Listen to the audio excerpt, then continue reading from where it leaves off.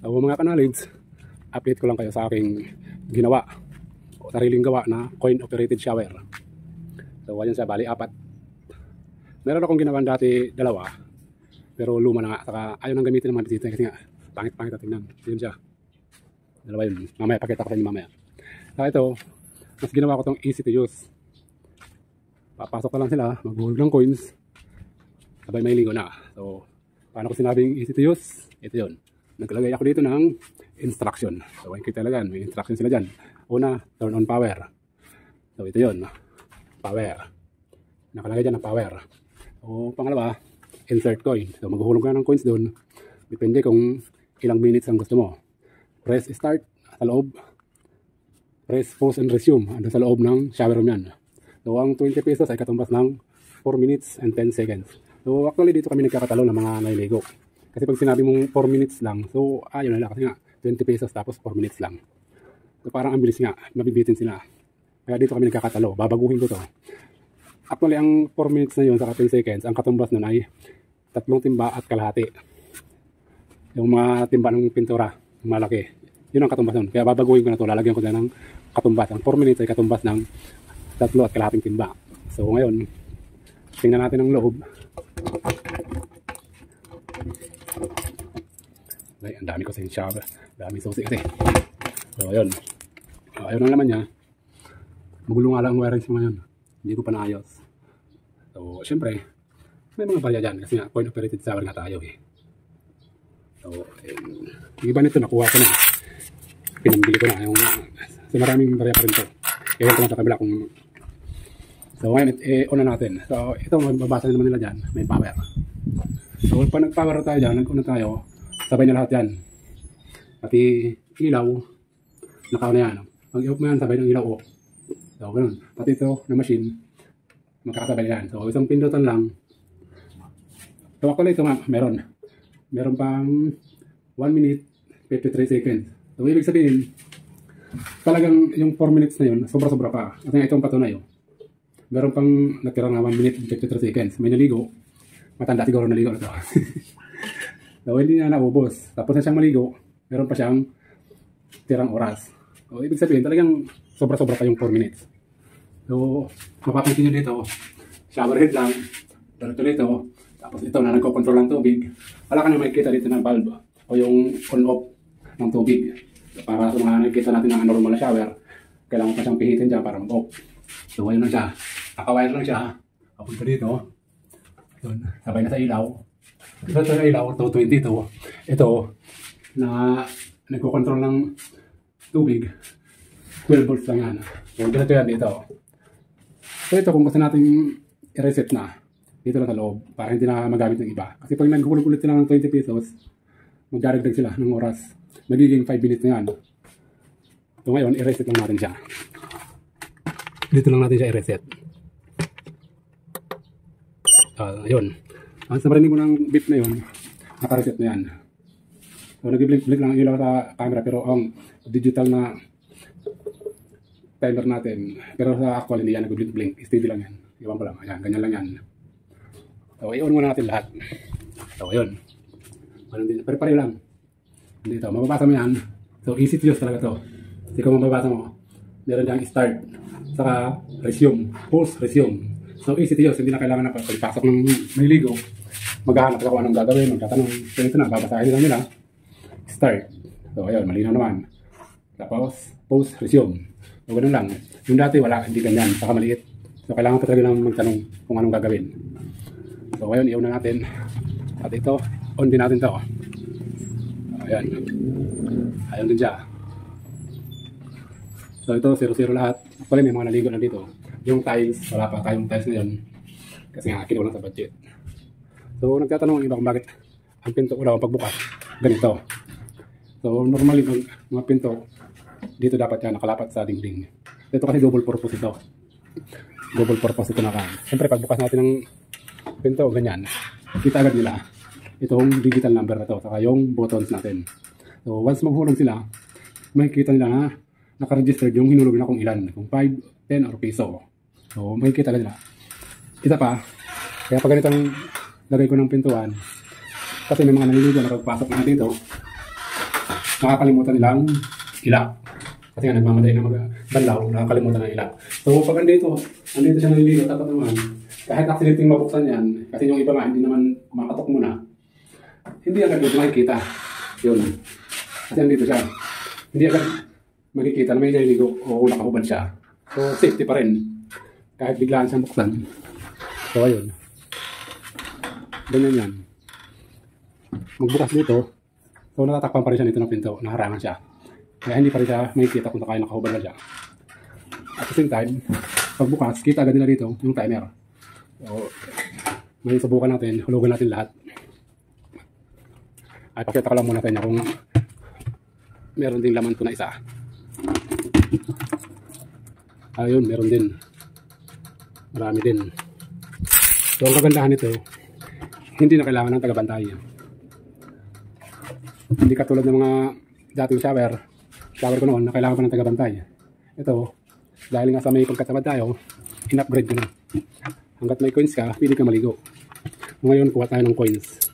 220, 10, 25, o 4 na tagilima para subukan natin mga kahit anong coins pili ito, luma, bago, kahit 20 piso. Basta makumpleto lang na 20 pesos. So ngayon, hulog tayo. Siyempre, pag nagbukas nga, kita mo agad number. So hulog tayo. So ayun yun, naka-registered na agad, 5. Hulugan mo ulit. 5. Okay, hindi ko mahawakan masyado. So, ayun, 10. So, kapag hinulungan mo ito hanggang 19 pesos lang, wala siyang lalabas na 4 minutes o 10 seconds. Hindi ka niya bibigyan ng oras. Kahit magpindot ka ng start dyan, hanggat hindi nakukumpleto ang 20 pesos mo, wala siyang ibibigay na tubig sa'yo. Kahit anong pindot mo dyan, start, pause, wala. So, pag ginawa mo yung paulit-ulit, magbaback to zero yan. Back to zero. So, gagawin mo lang, para bigyan ka ng tubig, hulugan mo ulit hanggang makumpleto. Hanggang makumpleto yung so ayun na, bumalik ang oras, binigyan ka na niya ng timer na ilan kung dun, wala pa siyang tubig. Hindi ka tulad sa iba, may nakita ko sa iba nito, actually yun ang pinagkuhan ko ng idea yung sa bansang Japan. Kaso nga lang sa kanila, pag hulog mo ng coins, maghulog ka ito ng coins, automatic may lalabas na tubig na dyan. So, parang marami magre-reklamo ganun. Kaya ang ginawa ko, nilagyan ko siya ng start saka pause. So yun ang hindi pa nagagawa ng iba. Kung paano, kahit sa car wash, kahit sa ano man na window machine, wala sang ganyan. So meron na yan, so lagyan din natin. So ilalagay natin dito ay buong 20. So ayun siya. 4 minutes, pare-pare yan. Kahit piso, 30 piso, 20 pesos at 30 piso. So ito rin, isang 10. Saka isang 20. So, ayun. Ganun pa rin, kahit ang hinulog mo 30 pesos, ang ibibigay lang sa'yo ng oras, 4 minutes, 10 seconds. Kasi naka-program lang ito para sa 20 pesos. Pag naghulog ka ng 30, may pundo ka lang 10 pesos. So, pag dinadagan mo pa siya ng 10, magiging 8 minutes na yan, 20 seconds. So, di ba, may pundo na tayong 10 pesos, bibigyan ko ng 10. O, di ba? Ayun. So, hindi mawawala yun. Kahit nasa sobrang hulog mo, hindi mawawala yun. Andun yun. Kahit iyok mo yan. Pagbalik mo, andun pa rin yan. O, kung sakaling nag-brown out, naliligo ka doon, tapos nag-brown out. Pagbalik mo, meron yan. Kahit anong gawin mo, meron yan. Kahit magdamag na nag-brown out. Kung sa nagbalik ang kuryente, meron at meron yan. So, ngayon tingnan natin kung gaano kalakas ang tubig. Mali na pindot ko. Dito pala. So, ayan. Automatic yan. Pag-post naman, wala na. Dito lang yan. Pare-parehan. Meron niyang start, merong pause. So, pag nag-start ka na, may lumabas ng tubig dun, nakapag-start ka na, hindi na ito gagana. Itong start photo na ito, hindi na gagana. Ito na lang hanggang sa matapos ang oras. Dito ka lang, pause, resume, pause, resume. Kasi ito nga, start lang talaga ito. Di ba? Wala na. Wala nang tubig na lumalabas dun. So, dito ka na. Pause ka man. Resume, pause, resume. Ganon. Ayun pa nag-run out. Nag-run out. At bumalik ang kuryente. Dito ka ulit magpipindot. Ay start. Kasi panibagong ko naman yan. Yun. Ganon lang yun. Tapos dito ka naman. Ganon. So hintayin natin kung gaano karaming tubig nyo. Halwas na. Pati ito. I-start na rin natin ito. So, ayun.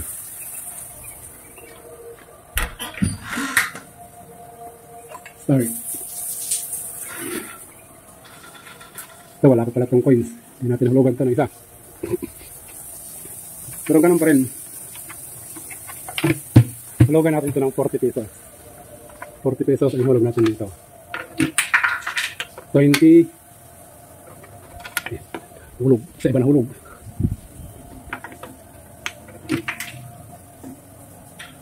So, ayun. Saka ito, hindi kayo mabibigla na maubusan ng tubig. Kasi, pag umabot na sa 30 seconds, meron kayong maririnig na beep or alarm. Ibig sabihin, patapos na ang oras nyo. Hindi yung tubig. Yung timer nyo patapos na. So, kailangan mo na siyang isakto yung patapos na oras na yun. So, ayan, bukas natin, miniligo, hindi agad-agad makikita. Kasi nandito sa banda eh. Dito sa banda. So, i-post muna natin to. Post muna natin lahat. Post. Post. Ito muna na isa. Ang diba? Pakinggan nyo lang kung gaano kalakas ang tubig yan. Dito. Dito sa banda naliligo.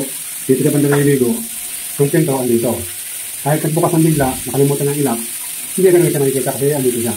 Yun na sinasabi kong double pulse. Saka yung timer, nakikita agad nila. Pag nagbukas ng pinto, tapos hulog ng barya, kita agad nila na gumana yung hinulog nila. Nagsit yung maligong phone ko. Diba? Yan lang siya. Saka dito, ito walang problema dito ng kan. Saka dito, walang problema. Kahit pasang-basa ka o mabuhusan mo ng tubig ito, walang problema kasi ito, silyado. At sa 12 volts lang ito. Ibig sabihin, hindi ka makukuryente kasi wala kang alternate current, puro direct current lang siya.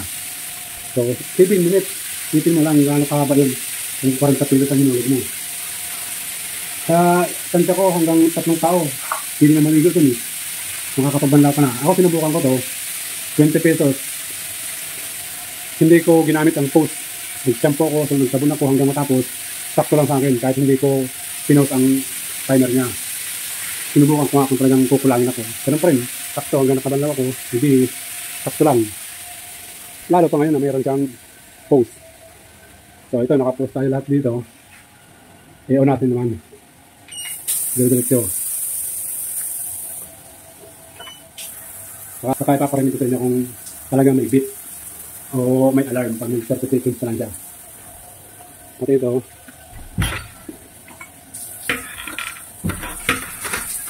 so kahit sabay-sabay kayo naliligo, 4, hindi kayo kukulangin ng tubig niyan. Malakas pa rin ang tubig na ibigay sa inyo.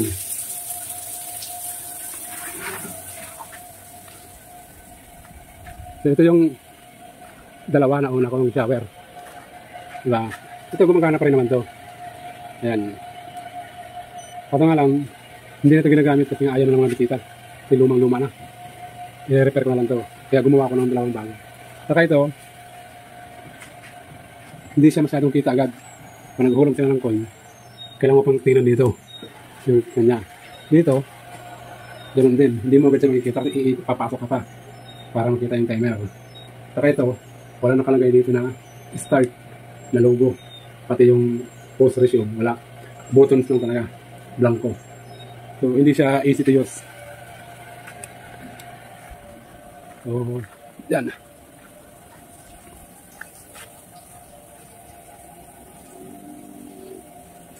So, dito bumabaha na. Ano nyo, tubig. Kung gaano karaming tubig ang binibigay niya. So, ayun. Tingnan natin ang ito, hintayin natin dito. Ito. Hintayin natin mag-certificate. So, di ba? Maririnig nyo na, patapos na ang timer. Paubos na. So, kailangan nyo nang isakto yun. Hindi kayo mabibigla na bigla kayo naubusan. Hindi pa kayo nakapag-balaw talaga. Pero sa 4 minutes na yun, sabi ko nga, kanina may natira pa nung binuksan natin. Meron pang natira. Ibig sabihin, tapos na maligo, hindi nila consume lahat. So, pag wala ng oras, automatic na yun mag-off. Ganun lang. Lahat yan, may timer yan. Lahat may beep. Dito dahil mas marami tayong nilolog, 40 hanggang ngayon meron pa rin. Pero, yun, baka na. Saka sa susunod sa summer, itatiles ko na to. Ngayon nga lang, hindi pinapos tayo ng budget.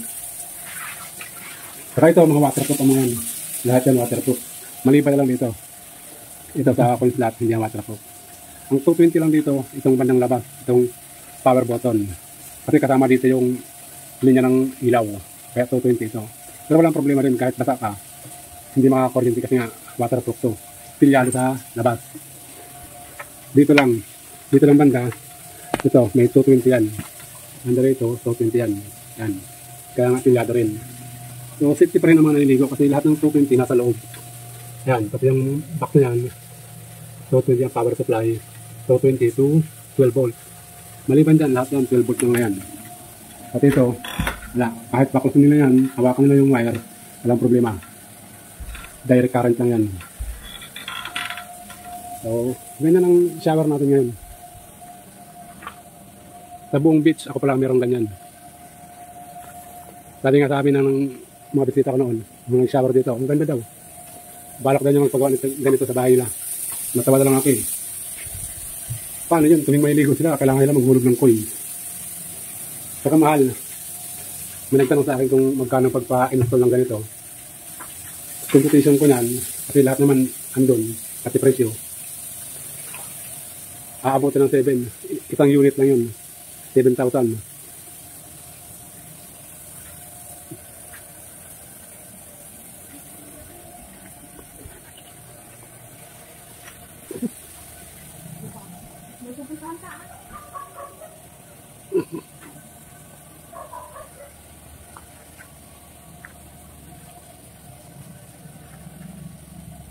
So, ganun lang yun mga kanalids. Upgraded na shower ko ngayon. Thank you. So, nandito tayo sa labas. Dinig pa natin yung beep. So, dito, yung alarm niya. Malayo na tayo kanina. Narinig pa natin yung alarm. Patapos na ang timer niya. So, wala na. Makikita naman, automatic, naka-into na yan. Wala na. Kahit anong gawin nila dyan, yan na yan. Ganun din dun. Wala na rin to. Basta rin lahat ng oras.